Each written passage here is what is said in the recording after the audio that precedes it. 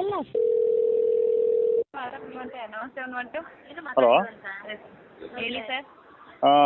Dakshina Kannada Bantwal taluk Vitla police station ವ್ಯಾಪ್ತಿ ಅಳಿಕೆ ಗ್ರಾಮದ ಬಿಲ್ಲಂಪದು. ಏನಾಗಿದೆ ಸರ್? ಹಾಂ ಏನಾಗಿದೆ ಸಮಸ್ಯೆ? ಕೋತಿಗಳು ಬಂದಿವೆ, ಗನ್ನನ್ನು ಡೆಪಾಸಿಟ್ ಇಟ್ಟಿಸಿದ್ದಾರೆ. ಕೋತಿಗಳನ್ನು ಓಡಿಸ್ಲಿಕ್ಕೆ ಈಗ ನಿಮ್ಮ ಡಿಪಾರ್ಟ್ಮೆಂಟಿಂದ ಕಳಿಸ್ಬೇಕಲ್ಲ? ಸರ್ ಅದು ಫಾರೆಸ್ಟ್ ಅಲ್ಲ, ನಿಮ್ಮವರೇ ಒಪ್ಪಿಕೊಂಡ ಕಾರಣ ನಾನು ನಿಮ್ಮವರಿಗೆ ಫೋನ್ ಮಾಡಿದ್ದು.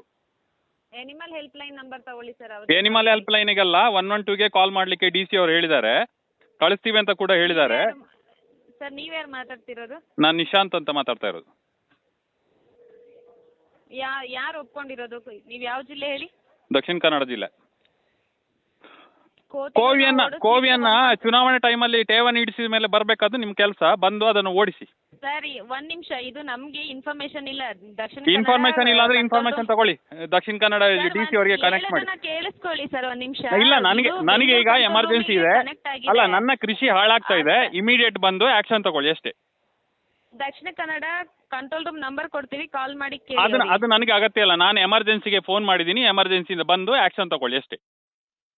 ತಗೊಂಡಿಲ್ಲ ಅಂದ್ರೆ ನಾಳೆಯಿಂದ ನಿಮ್ಮ ಎಮರ್ಜೆನ್ಸಿಯನ್ನು ಕ್ಲೋಸ್ ಮಾಡಿ. ಸರ್ ನಮಸ್ಕಾರ. ಹಲೋ, ನಮಸ್ಕಾರ ಸರ್. ನಮಸ್ತೆ. ಹಾಂ ನಮಸ್ತೆ, ಹೇಳಿ ಸರ್. ದಕ್ಷಿಣ ಕನ್ನಡ ವಿಟ್ಲ ಸ್ಟೇಷನ್ ವ್ಯಾಪ್ತಿಯಲ್ಲಿ ಇಲ್ಲಿ ಬಿಲ್ಲಂಪದು ಅಂತೇಳಿ ಮಂಗಗಳು ಬಂದಿವೆ. ನನ್ನ ಕೋವಿ ಠೇವಣಿ ಇಟ್ಟರು, ನನಗೆ ರಿಟರ್ನ್ ಕೊಟ್ಟಿಲ್ಲ. DC ಅವರು ಆರ್ಡರ್ ಮಾಡಿದ್ರು ಕೂಡ. ಈಗ ಕೋತಿಗಳು ಬಂದಿವೆ, ಕೋತಿಯನ್ನು ಬಂದು ಓಡಿಸಿ ಹೋಗಿ. ಆಯ್ತು. ಯಾವುದು ಸ್ಟೇಷನ್ ಬರುತ್ತೆ ಅದು? ವಿಟ್ಲ ಸ್ಟೇಷನ್ ಬರುತ್ತೆ.